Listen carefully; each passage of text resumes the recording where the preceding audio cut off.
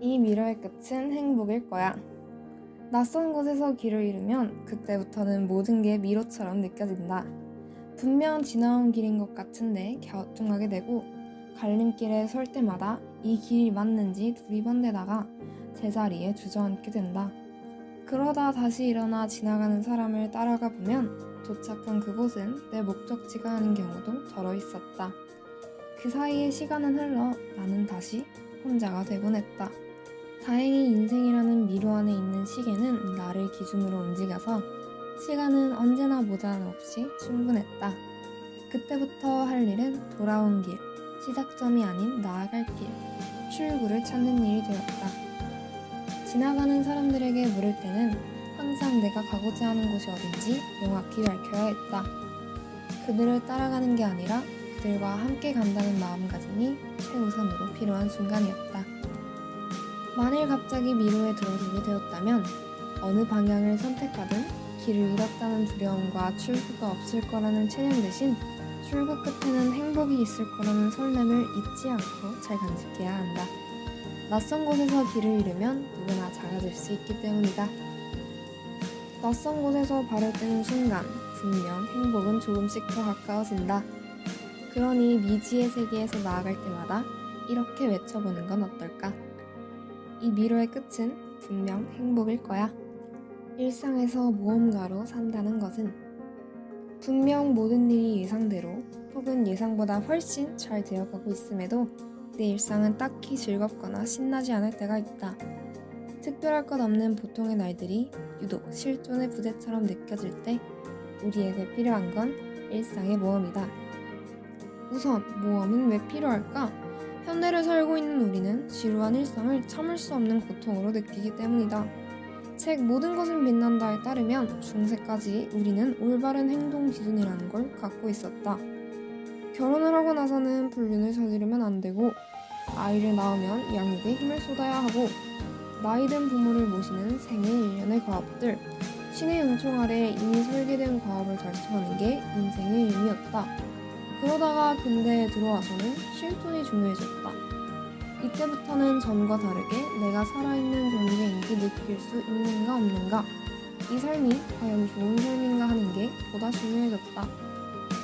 올바르게 사는 것만이 아니라 저 나름찬 행복을 추구하게 된 것도 실존주의적 삶에 기반했다고 할 수 있다. 단순히 생각해봐도 알 수 있다. 아침에 시끄러운 알람 소리에 깨서 대중교통을 타고 출근, 정해진 시간 내에 해야 할 일들을 처리하고 식당에서 주는 밥을 먹고 집에 와서 씻고 별일 없이 잠자리에 든다면 아무 일도 일어나지 않은 평온한 일상이지만 이 평온함을 5년, 10년 지속하며 살 수 있을까? 내 삶이지만 이건 너무 지루하잖아 하면서 이 지루한 이야기 내 삶에서 빠져나오고 싶어질 거다. 이러한 연유로 우리는 일상에서도 모험을 추구할 준비, 시도가 언제든 이어져야 한다. 특별한 날에는 특별한 이벤트를 만들고 매일 반복되는 하루에 한 가지 작은 변화를 줄 수 있는 모험가가 되어야 하는 거다. 모험이라고 해서 배낭을 짊어매고 떠나거나 비행기 티켓을 끊을 필요는 없다. 인간 존재의 확장은 무엇에 관심을 가질지를 결정하는 데 있지 않고 이미 관심을 기울이고 있는 것을 발견하는 데 있다. 라는 말처럼 삶에서 우리가 관심을 기울이는 것들은 이미 많다. 다른 것보다 이 일을 할 때 좀 더 잘하고 싶은 마음, 최선의 것을 찾고자 하는 관심을 스스로 내보일 때 그게 내가 좋아하는 일일 가능성이 크다. 주의할 것은 내 관심사를 찾을 때 타인에게 휘둘리거나 착각하지 말아야 한다는 것이다. 평소 선망의 눈빛으로 지켜보던 사람이 등산을 좋아한다고 해서 1년에 한 번도 하지 않는 등산을 갑자기 시도하거나 카페 투어를 하며 사진 찍는 지인이 멋져 보인다는 이유로 그 멋짐을 흉내낼 필요는 없다.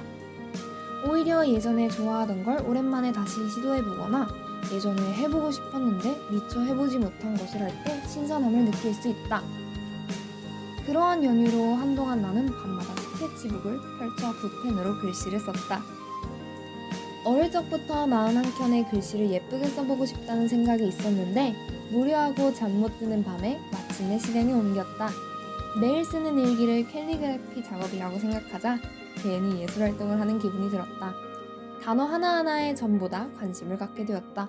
관심 분야를 정한 다음에는 보는 법을 배워야 한다.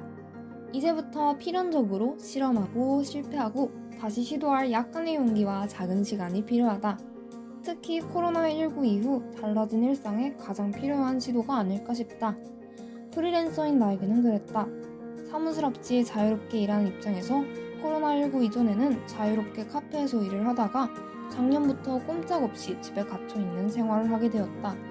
카페에서 일할 때는 굳이 노력하지 않아도 되는 일들도 집에서 할 때는 달랐다.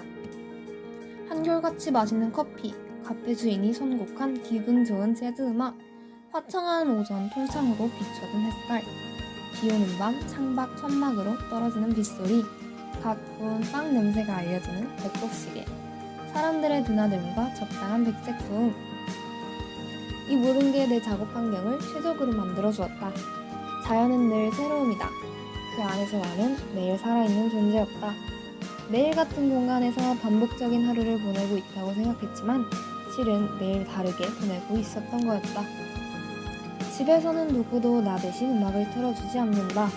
밥 먹을 시간을 알려주는 건 기껏해야 미리 맞춰놓은 알람 시계이고 책상에 앉아있으면 날씨를 느낄 새 없이 시간이 흐른다.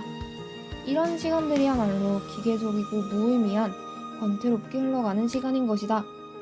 위기를 느낀 나는 일상에서 할 수 있는 오늘의 변화를 시험해보기로 한다. 눈 뜨자마자 일기예보를 살피고 오늘 작업할 공간을 정한다. 날이 화창하면 창문이 남쪽으로 테이블을 둔다. 책상에 물을 1리터 가져다 놓고 수시로 마시면서 화장실 갈 핑계를 만든다. 자리에서 일어난 김에 음악을 듣거나 과일을 꺼내 먹으며 잠시 쉬는 시간을 갖는다.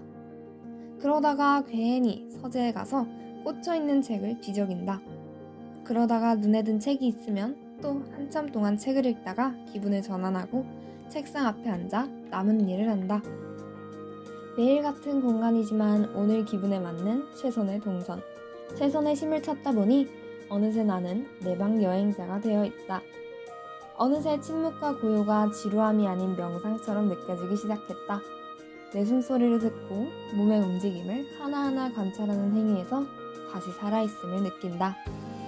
무의미와 권태, 무표정과 불안으로 살기를 바라는 사람은 없다. 게다가 일상의 무언가가 되는 일에는 아주 작은 용기만 있으면 된다. 일상에서 무언가로 산다는 것은 어쩌면 나에게 작은 관심을 더 기울이는 것, 조금만 더 부지런해지는 것. 이러한 사소함이 모험의 종착역에서 어제와는 또 다른 나를 만나게 한다. 그러니 떠나자. 일상 속 작은 모험의 세계로.